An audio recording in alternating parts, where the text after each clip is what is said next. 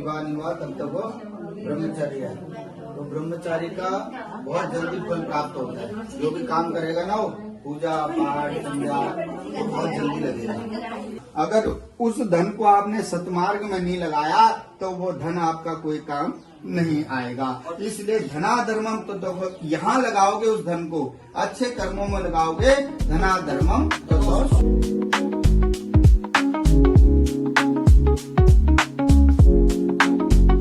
Hello तो नमस्कार पलक प्रणाम। तो स्वागत है सभी का मेरे एक और नए ब्लॉग में।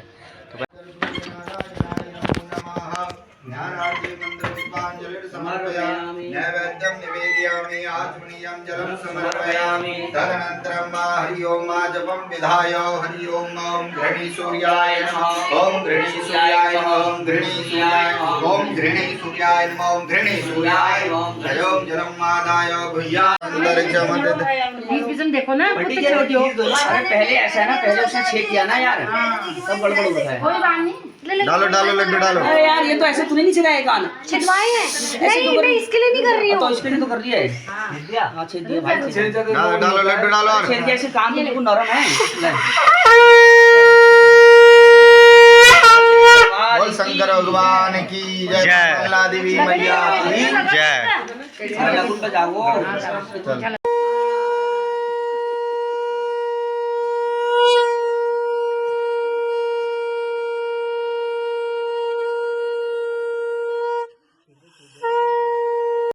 साइड कर दियो।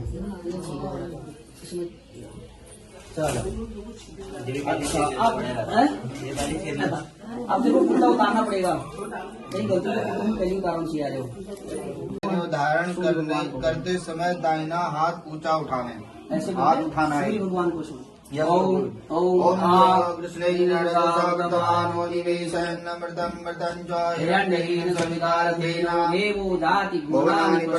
यज्ञोपवीतं परमं पवित्रं प्रजापतिर्य सहजं पुरस्तात् आयुष्यमग्नं प्रजमन्तु सम्भ्रम यज्ञोपवीतं परमस्तु।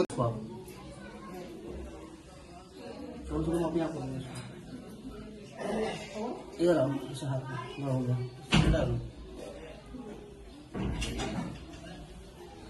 इधर निकालियो, वो निकालियो। यज्ञो उपनयन विधिनाम हरि ओम यज्ञो पवित्र धारणे विनियोगम अमुग्गो हरि ओम यज्ञो देश कालो संकीर्तौ अमुक गोत्राणाम भारद्वाज गोत्रोत्पन्नस्य ओम बृहस्पतये ओम शुक्राय ओम शनिश्चराय ओम राहवे ओम केतवे।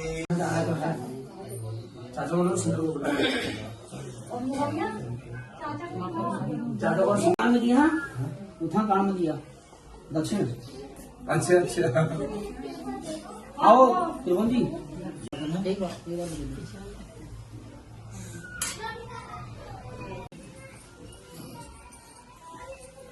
ओम नमो ब्रह्मणे देवाय गो ब्राह्मणेताय स्वामी।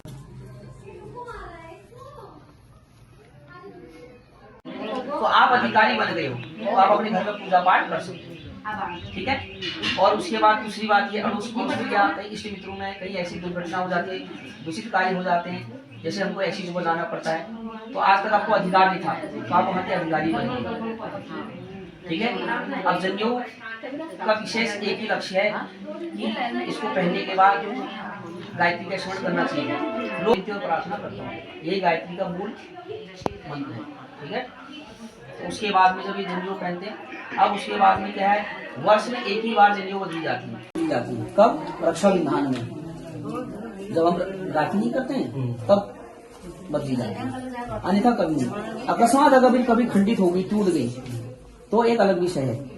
और या फिर हम कब बदल सकते हैं, जैसे हम कोई ऐसी चीज में चले जाते हैं, जैसे मतलब कोई गुजर जाता है तो जाते हैं वहाँ पर, अब आपको अधिकार मिल गया, वहाँ भी आप जा सकते हैं। तो वहाँ आने के बाद गौथ लिया, छिड़क लिया, ठीक है। तो उसके बाद नहाए धोए, नहा धो के भी जनेऊ उसको निकाली, उसको रख दिया, दूसरी जनेऊ पहन ली, ठीक है। या फिर परिवार में कभी ऐसी कोई घटना हो जाती है तब जाके, जो अपने परिवार से मतलब होते हैं, जैसे अभी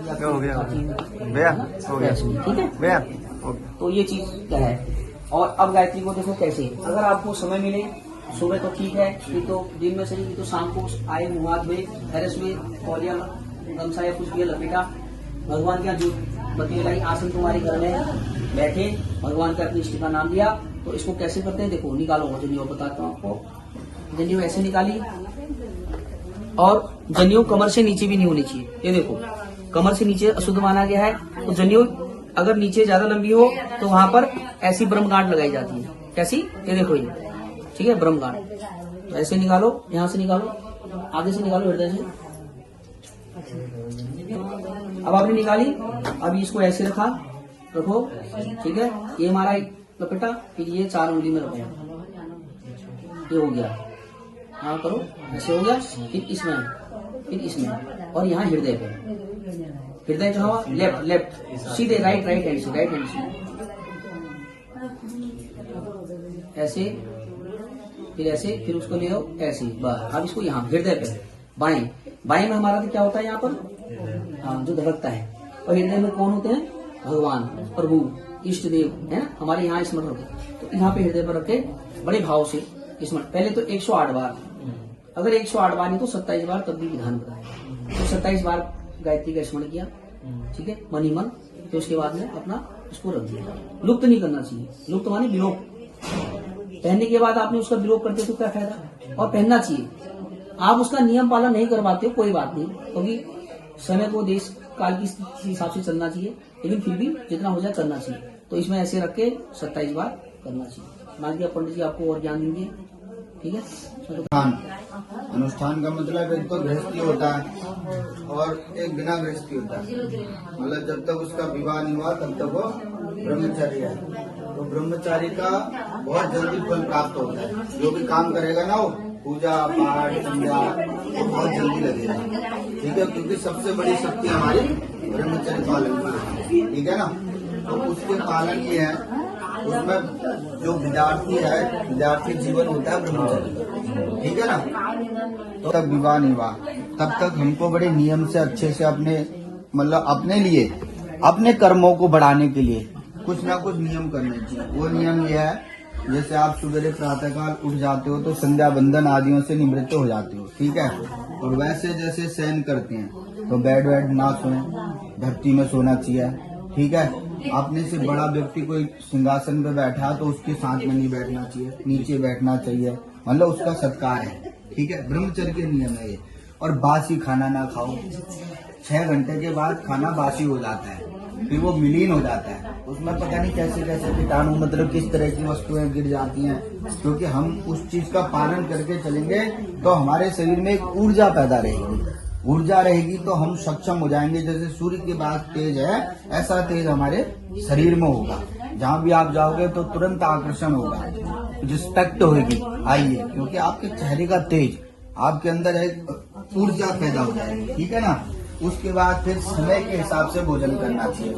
दिन में कभी नहीं सोना चाहिए, रात्रि के टाइम सोने का टाइम भी ज्यादा से ज्यादा 6 घंटे, इससे ज्यादा तो 7 घंटे, उसके ऊपर सोने वाला राक्षस माना गया है। 10 से 4 बजे। हाँ, शाम को अगर सोए, वैसे जल्दी सो जाए तो सुबह 4 बजे उठ जाए, अगर थोड़ी लेट सोए तो ज्यादा 6 बजे। वैसे भी बोला गया है जो 4 बजे भगवान उठ जाते हैं, 4 बजे के बाद 5 बजे फिर ऋषियों का स्नान होता है। 4 बजे तो भगवानों का स्नान और 5 बजे ऋषियों का। कहते हैं ना, ऋषि लोग स्नान करने जाते हैं गंगाओं में, तटों में, ठीक है।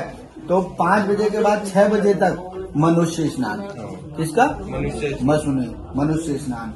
और 6 बजे के बाद लास्ट 7 बजे तक मनुष्य को स्नान कर लेना चाहिए। और उसके बाद क्या है? राक्षस स्नान।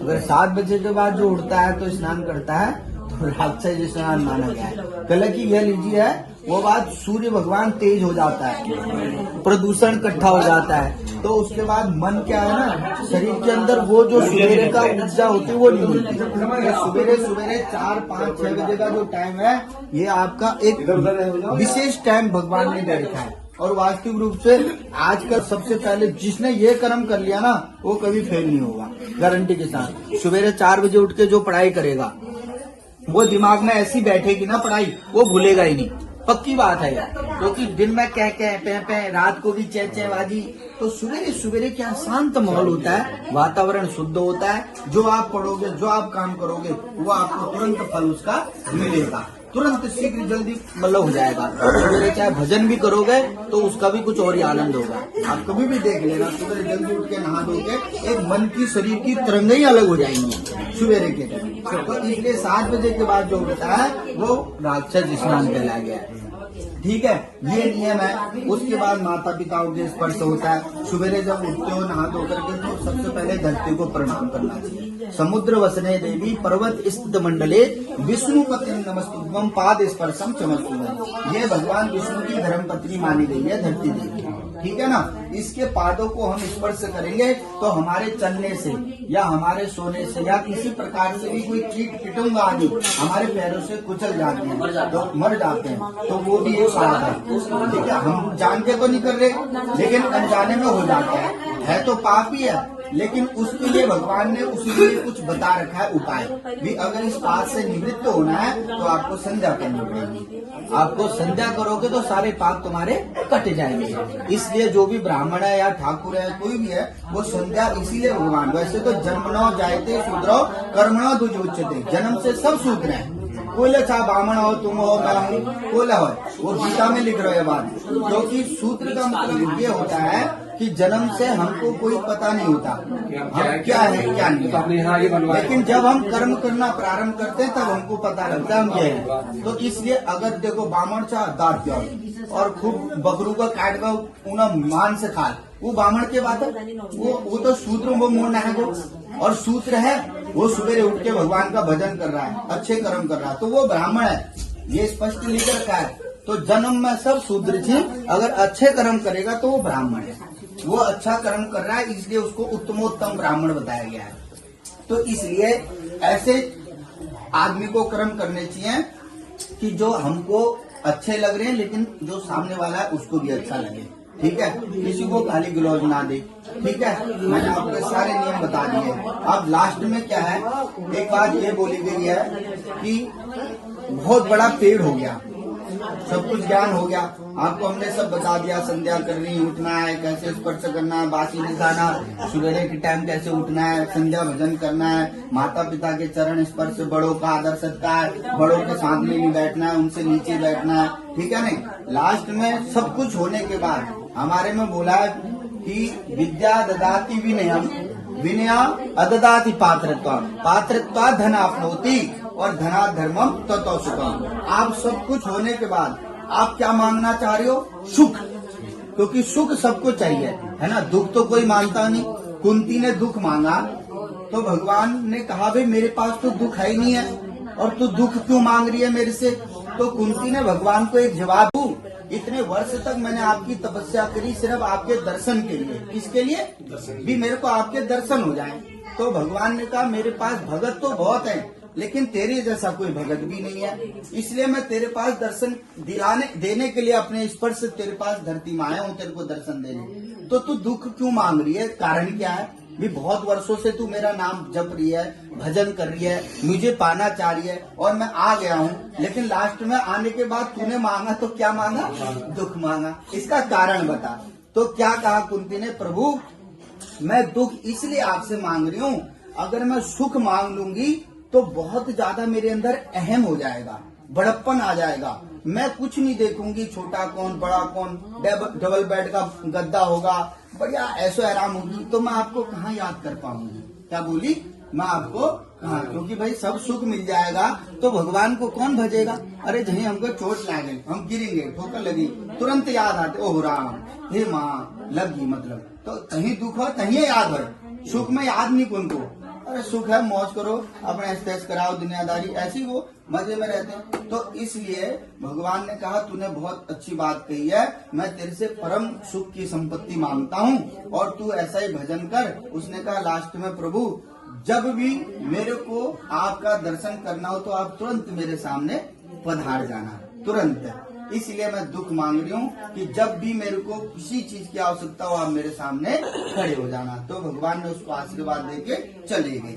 तो इसलिए इसी तरह से आपको मैंने सारी बात बता दी। आपके पास पैसा, धन, दौलत, नौकर चाकर, गाड़ी घोड़ा सब कुछ हो गया, लेकिन उसके बाद आपने सुख मांगा लेकिन आपको सुख नहीं मिल रहा है। तो क्या कहा? विद्या आपके पास खूब आ गई, हमने पढ़ाया आपको विद्या, अभी आप जाओगे काशी पढ़ने के लिए, खूब पढ़ लिख लेता है बच्चा, ठीक है नहीं। पढ़ने के बाद माँ बाप भी भाई बच्चे से खूब बचपन से पढ़ाते हैं लिखाते हैं, मेरा बेटा खूब अच्छा बन जाए, तो भगवान की कृपा से आप बहुत अच्छे पढ़ाई में निपुण हो गए, पूर्ण हो गए, ठीक। तो जब पूर्ण होने के बाद तो विद्या ददाति विनयम, तो विद्या आने के बाद ना अहम नहीं होना चाहिए कि मैं बहुत बड़ा मतलब काफी पढ़ा लिखा हूँ, आजकल इंग्लिश बोल रहे हैं लोग जाने फर्राटेदार जैसे हम हनल जहनल, तो ऐसा नहीं है, नम्र हो जाना चाहिए। क्या होना चाहिए? नम्र। हाँ, खूब अच्छे पढ़ लिख गए तो माँ बापों के सामने बिल्कुल झुक करके सभी को नमस्कार, उसको कहते हैं अच्छा संस्कारी बच्चा है। मतलब खूब पढ़ रहा हो भाई, खूब पढ़ाई का है लेकिन संस्कार भलची है। अरे ये तो अहम हो गो, इतनी पढ़ाई कर ली इसने तो आप देखने नहीं चाह मत रूप, ऐसे कहते हैं ना, तो ऐसा नहीं होना चाहिए। विद्या ददाति विनयम और विनया ददाति पात्रता। जब आप नम्र हो जाओगे तो आप पात्र बन जाओगे। पात्र का मतलब वो भी आपको बुलाएंगे, ये भी आपको बुलाएंगे, मैं भी बुलाऊंगा, आप उस पात्र हो जाओगे। यार वो लड़का अच्छा है उसको बुलाओ, वो यहाँ पे आने योग्य है, वो हमारा घर देख लेगा या हमारे काम को संभाल लेगा, क्योंकि आप उस लायक बन चुके। विद्या ददाति विनयम विनया अदाति पात्रता। देखो पहले विद्या आई, फिर आप विनय, विनय माने विनम्र हुए, फिर उसके बाद आप उस तरह के पात्र बन गए। पात्र बनने, पात्रता धन आपनोति, जब तुम अच्छे कुर्सी में बैठ गए, आपको नौकरी चाकरी मिल गई, उस पात्र बन चुके ना, अच्छे ऑफिसर ने बुलाया, अच्छी कुर्सी में बैठे, विद्या विनया ददाति पात्रता, पात्रता धन आपनोति, उसके बाद क्या मिला आपको? धन, खूब पैसा आया। ले भाई बढ़िया कुर्सी में बैठे तो भाई बढ़िया अकाउंटमेंट बन गए, अच्छे पैसा आ रहा है, बढ़िया सैलरी है ना। पात्रता धन आपनोति, धन आने के बाद क्या होना चाहिए? धना धर्मम ततो सुखम। फिर वो धन आने के बाद आपको वो धन कहाँ लगाना चाहिए? ऐसे सत्कर्म में। अपने माँ बापों को कोई चीज की जरूरत है, मित्र को, बंधु को, हमारे में बोला परोपकाराय पुण्याय पापाय परिपीडनम। खूब धन आ गया और उस धन का आपने किसी सतमार्ग में लगाया नहीं, तो उस धन का भी त्याग, क्योंकि वो धन की 4 गति हैं। कौन कौन सी? एक धन आ रहा है, आया और आपने अपने ऐशो आराम के लिए मौज लिए, मतलब चलो अच्छी बात है, अपने शरीर के लिए अपने लिए यूज किया, वो भी ठीक है। उसके बाद है ना, उसके बाद एक धन और आ रहा है, वो धन आ तो रहा है लेकिन वो धन क्या कर रहा है? जुए में जा रहा है, शराब में जा रहा है, इथा उथा, मतलब अकड़म सकड़म। वो धन आ तो रहा है लेकिन ना तो आपके काम आ रहा है ना घर वालों के काम आ रहा है, बेमतलब की व्यर्थ का धन जा रहा है वो। और एक धन आपका और आ रहा है, वो धन आ तो रहा है लेकिन अच्छी जगह जा रहा है। कहाँ जा रहा है? कोई सतमार्ग में, कोई भंडारे में, किसी को परोपकार करना है, कोई बेचारा गरीब है या किसी को आवश्यकता है, बहुत नीचा हो पास बेचारा, वो मांगने आया, आपने उसको दिया, तो वो कहाँ जा रहा है? सतमार्ग में। तो धना धर्मम, अगर आप उस कुर्सी में बैठे हो, धन आने के बाद अगर उस धन को आपने सतमार्ग में नहीं लगाया तो वो धन आपका कोई काम नहीं आएगा। इसलिए धना धर्मम, तो यहाँ लगाओगे उस धन को, अच्छे कर्मों में लगाओगे, धना धर्मम तो सुखम। इसलिए उस धन को आने के बाद धनार्जन में लगाना चाहिए, तब आपको सुख की प्राप्ति होगी। बोल सत्यनारायण भगवान की जय, शंकर भगवान की जय। इसलिए आपको ये सारी कथा मैंने सुना दी, ये सारा वृतांत होना चाहिए आपके लिए, ठीक। आपको ऐसा होता है जो रोग आदि ब्याज पूजा में जाता है, वो सब खराब हुआ। नहीं ना कत्तू, अरे कत्तू कमाऊं मैं ऐसा दुआई पैंट में जाऊंगा, कहते हैं कई लोग ना। तो ये धन की गतियां हैं ना। अब उसी में ये हो गया। अब खैर आप तो विभाव की योग हो गए हो, ये तो इसमें कहा गया काक चेष्टा बहु ध्यानम सौदा थय चो अल्पहारी गृह त्यागी विद्यार्थी पंच लक्षणम। जब हम छोटे में पाठशाला में हागो ने ये शिक्षा दी जाती थी ना, तो काक चेष्टा बहु ध्यानम, पढ़ा भी था हमने। ध्यान, नजर, बगुले की जैसा ध्यान, काक चेष्टा तथा बचो है, तो कुत्ते जैसी नींद है ना, और लोमड़ी जैसी वो होनी चाहिए। अल्पहारी गृह त्यागी, हल्का भोजन, और गृह त्यागी गृहस्थ से दूर रहना चाहिए, है। यह है विद्यार्थी के 5 लक्षण। लेकिन अगर इसमें भी हमें एक भी लक्षण मिल गया वो है, अब इसमें ये भी है, कहते हैं ना कि अगर पहला सुख निरोगी काया, पहला सुख क्या है? अगर रोग नहीं है तो सबसे बड़ा सुख है, पहला सुख निरोगी काया। दूसरा सुख पुत्र हो आज्ञाकारी, क्या हो? पुत्र आज्ञाकारी। अब चला वो और चल कितना क्या है? नहीं आ रहा है, मजा नहीं आया, आदर नहीं आया, क्या है तुम जब देखो बुलाते रहते हो, है ऐसा भी नहीं, हाँ पापा जी आ रहा हूँ, ठीक है। तो यानी कि कहने का भाव ये हुआ, पहला सुख निरोगी काया, कष्ट ना हो आदमी को, बीमार ना हो, है। दूसरा सुख पुत्र आज्ञाकारी, पुत्र ऐसा हो जो एक शब्दों में कह के पिता के या माता के पास आ जाए। तीसरा सुख, पहला सुख, दूसरा सुख, तीसरा सुख, यह घरवाली हो धर्मपरता नारी, घरवाली मतलब अपने घर में जो भी गृहस्थ अपने हैं, तो उनकी पत्नी जो है धर्मपरता नारी हो, धर्म के प्रति चेष्टा रखने वाली हो, मानने वाली हो, तो समझो वो सदोगुणी है। सदोगुणी माने अच्छे गुणी है ना, परोपकारी है। तो उस घर में अपने आप लक्ष्मी का आगमन होगा, 10 लोग आएंगे, आदर करेंगे, संस्कार करेंगे, है ना। 3 हो गए और 5 बार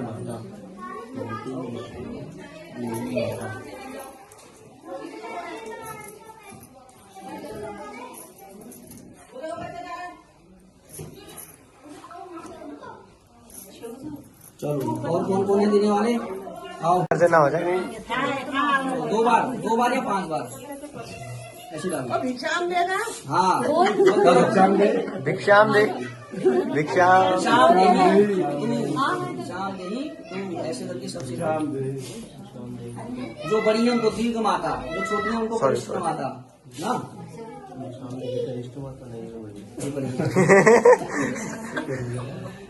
पहले शिक्षा देके सब पैसे आया, अब भिक्षा ले रहा है, भिक्षा ले गया। भाभी आपसे तो 500 लेने। कमाई करके लाया हूँ। और ये मुझे बात उंगली आ रही है।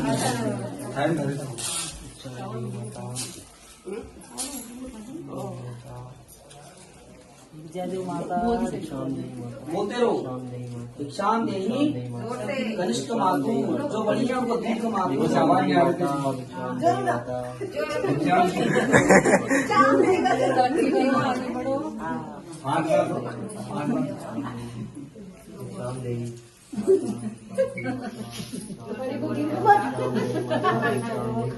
बाबा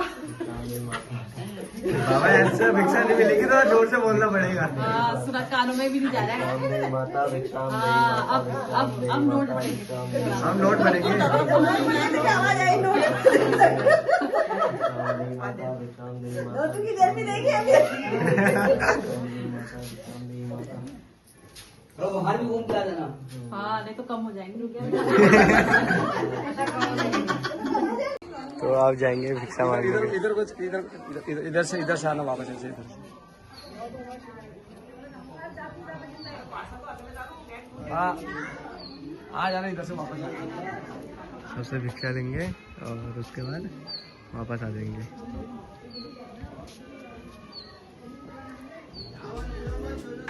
तो भाई फिलहाल अभी हो चुका है बर्बन पूरा का पूरा ख़त्म, खाना पीना सब ने खा लिया है, सब अपने अपने घर को जा भी चुके हैं। तो भाई फिलहाल अभी मैं एडिटिंग कर रहा था। और भाई आज का व्लॉग ना प्लीज़ भाई मेरे खातिर भाई पूरा देख लेना भाई। आपको ऐसी ऐसी ज्ञान की बातें सुनने को मिलेंगी ना। बर्मन में क्या होता है ना, जिसका बर्मन होता है तो उसको ज्ञान की बातें सुनाता है, ब्रह्मचर्य के बारे में बताते हैं, और चीज़ भी होती है बताते हैं। टोटल ब्लॉग है भाई आज का 22-23 मिनट का, ठीक है। और ये मैंने ब्लॉग कट करके बना रखा है। अगर मैं कुछ चीज़ें और थी जिनको मैं डाल देता तो वो ब्लॉग और लंबा हो जाता, तो इसलिए अभी भी मैं कुछ ज़्यादा नहीं बोलूँगा। प्लीज़ ब्लॉग को पूरा देख लेना, ठीक है। अगर आप लास्ट में आके मेरा ये क्लिप देख रहे हो ना भाई, तो भाई, और अगर आप स्किप करके देख रहे हो लास्ट क्लिप, तो भाई आपने कुछ नहीं देखा भाई। ये ब्लॉग देख लेना भाई, आपको बहुत मज़ा आएगा और बहुत ज्ञान की बातें मिलेगी आपको, ठीक है। तो आज की वीडियो को करते हैं हम ये पे ख़त्म। वीडियो कैसे लगी आप सभी को कमेंट में जरूर बताना। वीडियो अच्छी लगी तो लाइक कर देना, चैनल पर नए हो तो सब्सक्राइब कर देना। मिलता है आप सभी को एक और ऐसे नुकसान। तब तक के लिए बाय बाय, जय माता दी, जय श्री राम, जय श्री राधे।